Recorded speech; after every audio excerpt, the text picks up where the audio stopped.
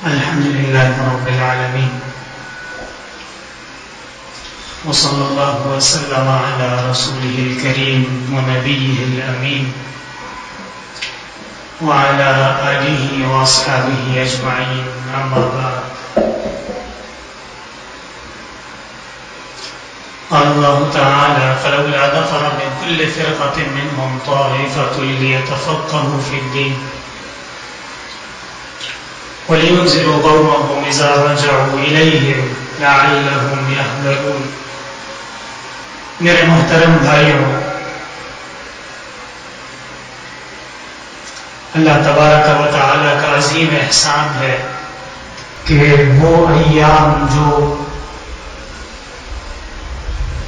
رسول اللہ صلی اللہ علیہ وسلم اور آپ کے صحابہ کرام رضوان اللہ علیہم اجمعین انتظار میں رہا کرتے تھے، اور یہ وہ ایام ہیں کہ جن ایام میں اللہ تبارک و تعالی مسلمانوں پہ خصوصاً جو امت محمدیہ کے فقراء ہیں، مساکین ہیں، محتاج ہیں، غریب لوگ ہیں، اللہ تبارک و تعالی نے ان کے لیے دعوت کا، ان کے لیے احترام کا اور ان کی شکم سیری کا انتظام فرمایا ہے. اور عشرہ ذو الحجہ، جس میں بہت ہی زیادہ مبارک ایام شامل ہیں، عرفات کا دن اور ہمارے دین اسلام کے جو تقویم کا نظام ہے، کیلنڈر جو ہے، اس میں بعض ایام ایسے ہیں جو بہت زیادہ برکت والے ہیں، عافیت والے ہیں، اور ایسے ایام ہیں کہ جن ایام میں اللہ تبارک و تعالی کی طرف سے فضل، مغفرت، عافیت، معافی، اس کے جلوے اور اس کے چشمے وہ برسنے لگتے ہیں اور وہ پہلے سے کہیں زیادہ بڑھ جاتے ہیں. اور والفجر وليال عشر والشفع والوتر، جب ائمہ کرام نے صحابہ کرام رضوان اللہ علیہم اجمعین سے پوچھا کہ اللہ تبارک و تعالی فرما رہے ہیں قسم ہے وقت فجر کی اور قسم ہے 10 راتوں کی، کیا مراد ہے اس سے؟ اور تقریباً جمہور صحابہ کرام کا اس بارے میں اتفاق ہے. اور ظاہر بات ہے کہ دین میں جو قطعیات نہیں ہوتی اس میں پھر مختلف اقوال ہوتے ہیں اور سب صحیح و درست ہوتے ہیں، لیکن تمام امت کا اس بات میں راجح اور غالب گمان یہی ہے کہ اللہ تبارک و تعالی نے جو یہ عید الاضحیٰ سے قبل اور عشر ذی الحجہ کے چاند کے بعد اس کے درمیان میں جو 10 راتیں ہیں، ان 10 راتوں کو اللہ تعالیٰ نے بہت زیادہ امت محمدیہ کے سامنے اس کا مقام، اس کا مرتبہ، اس کو عیاں کرنے کے لیے ایسے الفاظ فرمائے ہیں، کیونکہ اللہ تبارک و تعالیٰ کی ذات وہ عظیم ترین ہے، اعلیٰ ترین ہے، اور اللہ تبارک و تعالی سے بڑھ کے عظمت، شان، اس کی حرمت، اس کی بڑھائی وہ مکان اور ما یکون میں اللہ کی ذات کے علاوہ کوئی اور نہیں ہو سکتا. لیکن یہ اللہ تبارک و تعالی نے قرآن کریم میں مسلمانوں کے لیے جس طرح ہدایت کے بے شمار سامان فرمائے ہیں، قرآن کریم کے اندر بیان کا اسلوب اور بیان کے اصول، اس کا بھی پورا ایک باب ہے، پورے قاعدے ہیں اس کے. اور اس امت محمدیہ میں حضرت والد صاحب رحمۃ اللہ علیہ فرمایا کرتے تھے کہ اہل عرب میں جو ائمہ عربیت ہیں، انہوں نے قرآن کریم کی جس طرح خدمت کی ہے تاریخ میں اس کی مثال نہیں ملتی. معانی القرآن ابو جعفر نحاس کی، معانی القرآن فرار کی، ماہر القرآن، خلیل کی، یہ سب جو ہیں یہ عربیت کے ائمہ ہیں، اور ان میں سے ہر ایک شخص وہ پورا عربیت کا چلتا پھرتا ایک کتب خانہ ہے. اور ان حضرات نے پوری کوششیں کر کے علامہ جاہز وہ شخص ہے کہ عربیت کے اندر جب وہ کوئی مقام کسی جگہ پہ کوئی بات کہہ دیں، کوئی مذہب اختیار کر لیں، تو پوری امت میں اس کا اتفاق ہو جاتا ہے کہ صحیح قول یہی ہے. اور یہ سب افراد قرآن کریم کے حروف، قرآن کریم کے معانی، قرآن کریم کے جملے، قرآن کریم کی تصریف، قرآن کریم کی ترکیب، اس کے اوپر غور و فکر فرما کے اور اس میں جو علوم کے ابحار اور جو علوم کے بحور اللہ تعالیٰ نے ان کے اوپر منکشف فرمائے وہ لکھ کر چلے گئے. تفاسیر میں انہوں نے منجمد کر دیا. اور ایسے علماء کرام فرماتے ہیں کہ قرآن کریم میں اللہ تبارک و تعالی نے جو روئے زمین میں اہل اسلام کے لیے، مسلمانوں کے لیے بہت زیادہ فائدہ مند اشیاء ہیں، بہت زیادہ احترام والی چیزیں ہیں، اللہ تبارک و تعالی اس کے ساتھ قسم کا ذکر فرماتے ہیں. اور اس کی ایک مثال آپ حضرات کے سامنے دیکھیے، فلا وربک لا یؤمنون حتی یحکموک فیما شجر بینہم. سورہ نساء میں اللہ تعالیٰ فرماتے ہیں کہ اے میرے محبوب آپ کی قسم. اور اس کے علاوہ دیگر مقامات پہ بالکل اسی طرح ولیال عشر، اور پھر یہ عشرہ جو لیال ہیں ان ایام میں روزے رکھنا یہ بھی سنت سے ثابت ہے. اور ان ایام میں پہلے سے زیادہ عبادت کرنا مطلقاً یہ بھی سنت سے ثابت ہے. ان ایام میں صدقہ خیرات، ان ایام میں استغفار،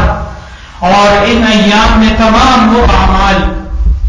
جو اللہ تبارک و تعالیٰ کے ہاں مسلمان کے لیے محمود ہیں، پسندیدہ ہیں،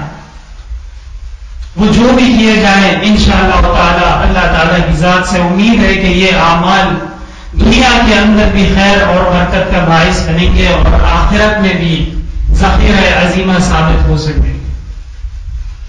اب ایسی صورتحال میں میں اختصار کے ساتھ بات کر کے بات کو ختم کروں گا کہ یہ جو ایام ہیں، ان ایام میں ہر مسلمان کو چاہیے کہ وہ انتہائی فرصت کے ساتھ اور ایسے لمحات میں کہ جن لمحات میں وہ اللہ تبارک و تعالیٰ کے حضور دعا کر سکتا ہو، اللہ تعالیٰ کے ہاں اپنی دعاؤں کی مغفرت طلب کر سکتا ہو، ضرور ان اعمال میں کوشش کیجیے. اور اسی کے ساتھ ساتھ اللہ تبارک و تعالیٰ نے ہر وہ مسلمان جس میں 5 شرائط پائی جاتی ہوں اس میں قربانی فرض فرمائی. سب سے پہلی شرط یہ ہے کہ وہ عاقل ہو، یعنی اللہ تعالیٰ نے جو تعلیمات نازل فرمائی ہیں، جو احکام مسلمان کے لیے فرض فرمائے ہیں، اس کی نشاندہی ہو جائے اور اس کو وہ قبول کرتا، وہ سمجھتا ہو، ادراک اس کو ہو. اسی لیے مجنون، اسی لیے احمق، اسی لیے ایسے اشخاص جو مغموم ہیں، ہوش میں نہیں ہیں، فوری طور پہ وہ احکام کے متعین نہیں ہے ان کے لیے. تو مسلمان کے لیے ضروری ہے کہ وہ عاقل ہو. پھر اس کے بعد بالغ ہونا، اس لیے کہ بلوغ سے قبل کی جو عمر ہے، اس عمر میں وہ مرفوع القلم ہے. اور اللہ تبارک و تعالیٰ نے جس طرح ہمارے دین کو کامل اور اکمل نازل فرمایا ہے،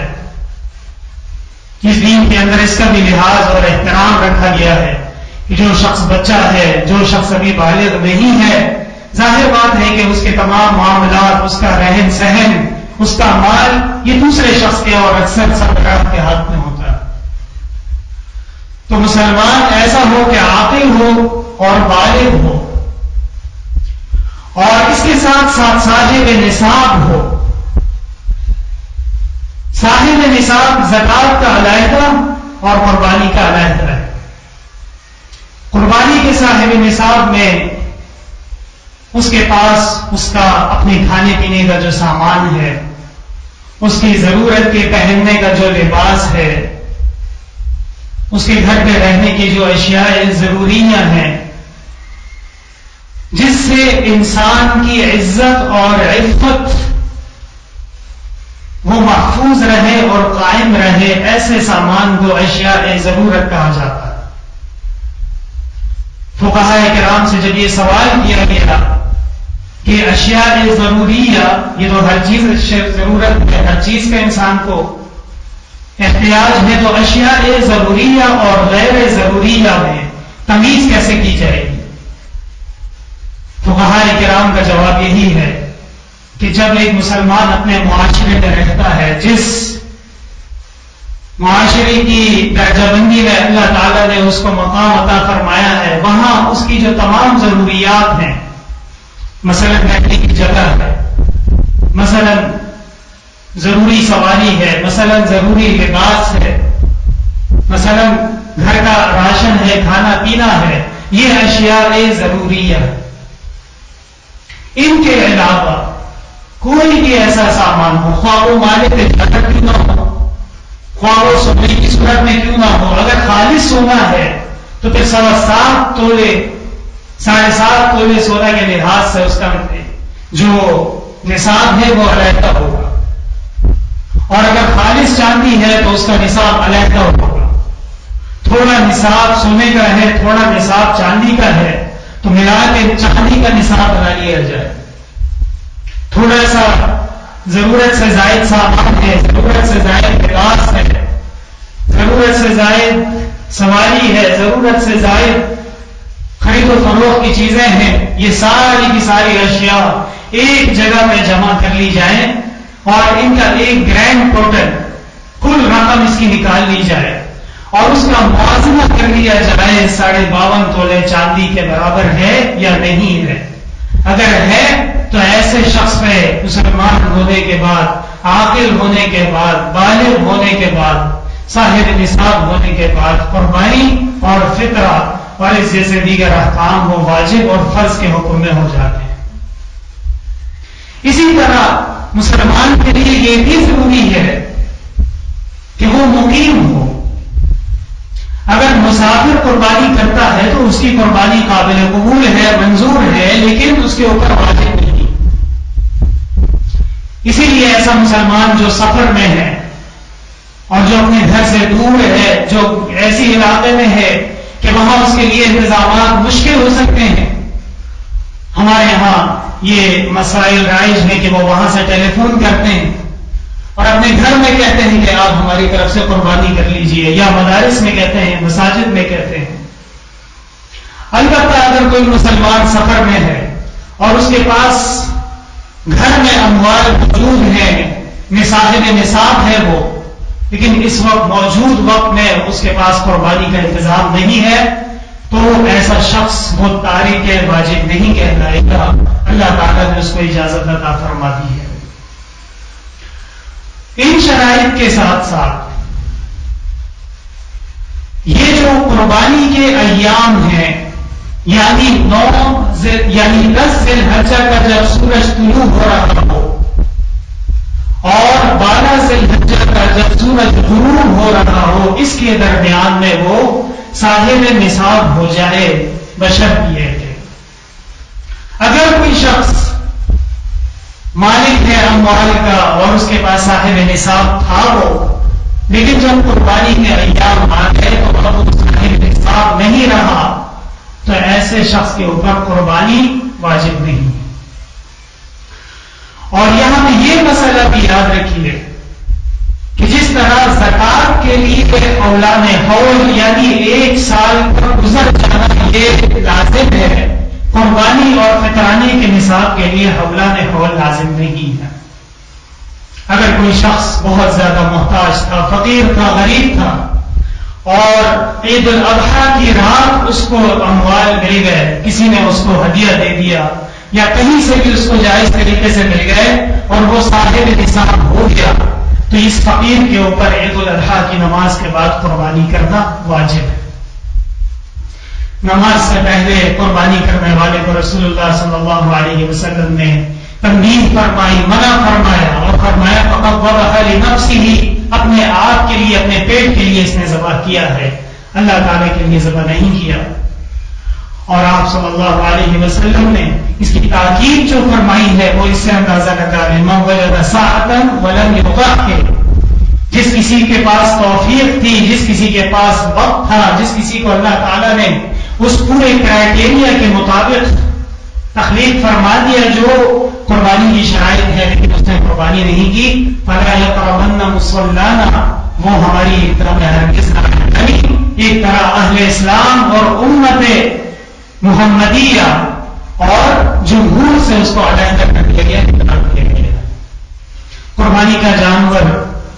اس کو بدنا کہتے ہیں، نسک بھی کہتے ہیں، لیکن نسک کی وفایہ و مماتی للہ رب العالمین. اس آیت کے ذیل میں اللہ عبداللہ ابن عبداللہ ابن عباس رضی اللہ عنہ فرماتے ہیں کہ نسک یہ منسک ہے اور مناسک، حج کے بھی مناسک ہیں، قربانی بھی مناسک ہے. اللہ تعالیٰ کی دین کے جتنے بھی شعائر ہیں، واجبات ہیں، فرائض ہیں، وہ مناسک میں سے ہیں. قل ان الصلاۃ، مسلمان کی مومن کی ایمان کی شان اور تقاضا کہ اس کی نماز خالصۃ للہ فی اللہ. قد نرى تقلب وجهك في السماء فلنولينك قبلة ترضاها. رسول اللہ صلی اللہ علیہ وسلم کی نماز، آپ صلی اللہ علیہ وسلم کی شان قرآن کریم کو مختلف مقامات پہ بیان فرماتے ہیں. عبداً اذا صلی ارأیت ان کان علی الہدی او امر بالتقوی، قرآن کریم کی جو پہلی وحی ہے سورہ علق، اس میں رسول اللہ صلی اللہ علیہ وسلم کی عبادت اور آپ کی نماز کی شان بیان کی گئی ہے. فسبح بحمد ربك وكن من الساجدين واعبد ربك حتى يأتيك اليقين. یہاں بھی آپ صلی اللہ علیہ وسلم کو تلقین فرمائی گئی فصل لربك وانحر، نماز کی تلقین اور اس کے بعد نحر کی تلقین. اس سے بڑا دلائل اور اس سے زیادہ اہمیت کا اندازہ لگا لیں کہ آپ صلی اللہ علیہ وسلم کو اللہ تعالیٰ نے جب رسول اللہ صلی اللہ علیہ وسلم کا مقام، آپ کی عظمت، آپ کا ایک انقلابی پیغام وہ بیان فرما دیا، اس کے بعد آپ صلی اللہ علیہ وسلم کے دشمنوں کا انجام، ان شانئک هو الابتر، جو رسول اللہ صلی اللہ علیہ وسلم کے خلاف ہو، آپ کی رسالت، آپ کی نبوت، آپ کی حقانیت، آپ کی صداقت کے نہیں ہے اور وہ غلطی نہیں ہے. اللہ کے رسول اللہ صلی اللہ علیہ وسلم کا مقام وہ یہ نہیں ہے کہ ان کی بے شمار اولاد ہوں اور وہ بہت سارے بچوں کے باپ ہوں. ما كان محمد ابا احد من رجالكم ولكن رسول اللہ وخاتم النبیین. قرآن نے کہہ دیا ہے خاتم النبیین، اللہ کے رسول. ہاں آپ تاریخ اٹھا کے دیکھ لیں کہ وہ افراد جنہیں رسول اللہ صلی اللہ علیہ وسلم کی ساتھ دشمنی مول لی، رسول اللہ صلی اللہ علیہ وسلم کے ساتھ مخالفت کی، انتہائی بدبختی کے مقام پہ کھڑے ہو گئے، وہ کس طرح ابتر ہوئے ہیں، ان کا نام و نشان اور ان کا نسل و نسب ختم ہو چکے ہیں. مسلمہ کذاب کدھر ہے اور مرزا غلام احمد قادیانی کے اولاد اگر وہ برحق ہوتا عیاذ باللہ تو چاہیے تھا کہ آج پاکستان اور ہندوستان اس کے اولاد سے بھرے پڑے ہوتے. غلام محمد پرویز کدھر گیا اور عنایت اللہ مشرقی کدھر گیا، ڈاکٹر فضل الرحمان کدھر گیا؟ یہ سب وہ لوگ ہیں جو رسول اللہ صلی اللہ علیہ وسلم کی سنت کے مخالف اور رسول اللہ صلی اللہ علیہ وسلم کے ارشادات، آپ کی تعلیمات اور آپ کے سنن کے انکار کرنے والے ہیں. اللہ تعالیٰ نے دنیا کے اندر بھی ان کو ذلیل فرمایا اور آخرت تو خسر دنیا والآخرہ کے مصداق ہے. تو میرے محترم بھائیوں، انتہائی اختصار کے ساتھ بات یہاں میں ختم کروں گا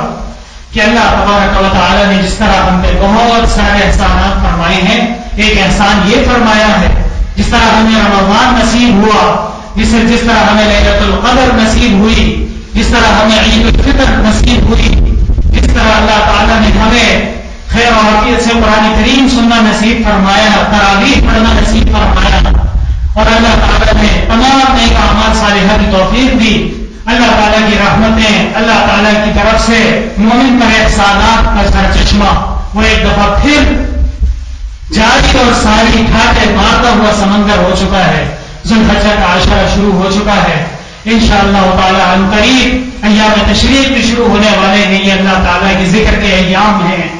اللہ اکبر، اللہ اکبر، لا الہ الا اللہ، اللہ اکبر، اللہ اکبر وللہ الحمد۔ رسول اللہ صلی اللہ علیہ وسلم نے جب صحابہ کرام کو ان تکبیرات کی تعلیم فرمائی، مدینہ کی گلیاں، مدینہ کے گھر، مدینہ کے کوچے، مدینہ کی مسجدیں وہ ان تکبیرات سے گونج اٹھتی تھیں۔ یہ اللہ تعالیٰ کے مخصوص ایام ہیں، ان میں گناہوں سے بچیں، ان میں نمازوں کی پابندی، ان میں اللہ کے راضی کرنے کی تقدیر، اور اس میں اللہ تبارک و تعالیٰ کی عبادت۔ ایک حدیث میں اللہ تعالیٰ کے بارے میں رسول اللہ صلی اللہ علیہ وسلم فرماتے ہیں کہ ان دنوں میں ایک بندہ اگر اللہ کی عبادت کرے تو یہ عبادت اس کے لیے 1000 مہینوں سے، یا اسی طرح بعض اقوال میں آتا ہے 1 سال گزشتہ اور 1 سال آئندہ کی عبادت، اور اسی طرح بھی آتا ہے کہ تمام سالوں کی عبادت کے برابر ہے یہ۔ اسی طرح جو اس کے روزے ہیں، اہل سنت والجماعت کا عقیدہ یہی ہے کہ خصوصاً 9 اور اس کے ساتھ احتیاطاً کچھ اور روزے وہ بھی ملا لیے جائیں، تو اللہ تبارک و تعالی ان کے اعمال کو قبول فرمائے اور ہمیں مزید توفیق عطا فرمائے۔ الحمدللہ رب العالمین، لا الہ الا اللہ وحدہ لا شریک لہ، لہ الملک و لہ الحمد وهو علی کل شیء قدیر۔ هو الذی یریکم البرق خوفا وطمعا وینشئ السحاب الثقال ويسبح الرعد بحمده والملائكة من خيفته ويرسل الصواعق فيصيب بها من يشاء وهم يجادلون في الله وهو شديد المحال۔ اللهم حوالينا لا علينا، اللهم حوالينا لا علينا، اللهم حوالينا لا علينا، اللهم اسقنا غيثا مغيثا غدقا سحاء غير ضار يا رب العالمين، اللهم اجعله بركة والعافية۔ دعا فرمائے اللہ تعالیٰ بارش کو باران رحمت بنائے، اللہ تعالیٰ اس کے فوائد، اس کی تمام حیات اور اس کے اندر موجود تمام اللہ تعالیٰ کی طرف سے ہم پر ہونے والے احسانات ہمیں بخوبی اس میں سے وافر حصہ حاصل کرنے کی توفیق عطا فرمائے۔ حوادث سے، مشکلات سے، آفات سے، مصائب سے، فتنوں سے، ما ظہر منہا وما بطن سے اللہ تبارک و تعالیٰ ہماری آپ کے تمام مسلمانوں کی حفاظت فرمائے۔ جو پریشان حال ہیں اللہ تعالیٰ ان کی پریشانیاں دور فرمائے، جو بیمار ہیں اللہ تعالیٰ صحت کاملہ، شفا عاجلہ عطا فرمائے۔ اللہ تعالیٰ مسلمان مرحومین کی مغفرت فرمائے، حضرت والد صاحب رحمۃ اللہ علیہ کی درجات بلند فرمائے، قبر کو جنت کا باغ بنائے۔ اسی طرح بہت سارے ایسے افراد ہیں جنہوں نے دعاؤں کا کہا ہے مختلف مسائل کے حوالے سے، اللہ تعالیٰ ان کے مسائل آسان فرمائے، اللہ تعالیٰ مشکلات آسان فرمائے، پریشانیاں دور فرمائے۔ آنے والے ایام عشرہ ذوالحجہ، ایام تشریق، ایام الاضاحی اور ایام حج، یوم عرفہ، اللہ تعالیٰ ان ایام کے خیر، برکت، اعمال، اخلاص اور قبولیت کے ساتھ ہمیں آپ کو تمام مسلمانوں کو نصیب فرمائے۔ جو مسلمان اس سال حجاج تشریف لے جائیں گے، حج کریں گے، اللہ تبارک و تعالیٰ ان کا حج اس میں ہم سب کو شریک سے ثواب فرمائے۔ اللہ تبارک و تعالی حرمین شریفین کی جو جتنی بھی رونقیں ہیں اللہ تبارک و تعالی ان کو قائم اور دائم رکھے۔ وہاں آنے جانے میں جو بظاہر تکالیف ہیں یا کوئی وقتی رکاوٹیں ہیں اللہ تعالیٰ جلد ان کو دور فرما دے۔ اللہ تبارک و تعالی مسلمانوں کی قربانیاں قبول فرمائے اور آنے والی تمام معاملات آسان فرمائے، اللہ تبارک و تعالی سہل فرمائے۔ پاکستان کے چپے چپے ذرے ذرے کی اللہ تعالی حفاظت فرمائے۔ آنے والے موسم باد و باران اور اس سے تمام متعلقات اللہ تبارک و تعالی ہمارے قوم ملک پاکستان، امت محمدیہ اور اہل اسلام کے لیے ترقی کا، خیریت کا، عافیت کا، امن کا باعث بنائے۔ اللہ خیر حافظہ وهو ارحم الراحمین۔ جامعہ عربیہ احسن العلوم اور اس کے تمام متعلقات اور شاخیں اللہ تبارک و تعالی اپنے غیب کے خزائن سے مدد و نصرت فرمائے۔ اللہ تبارک و تعالی یہ دگنی رات چگنی ترقیات عطا فرمائے۔ توحید کے، سنت کے، قرآن اور حدیث کے، اصلاح کے اور علم کے ان قلعوں کو اللہ تبارک و تعالی تا قیامت قائم اور دائم رکھے۔ ربنا تقبل منا إنك أنت السميع العليم وتب علينا إنك أنت التواب الرحيم. الله خير الحافظ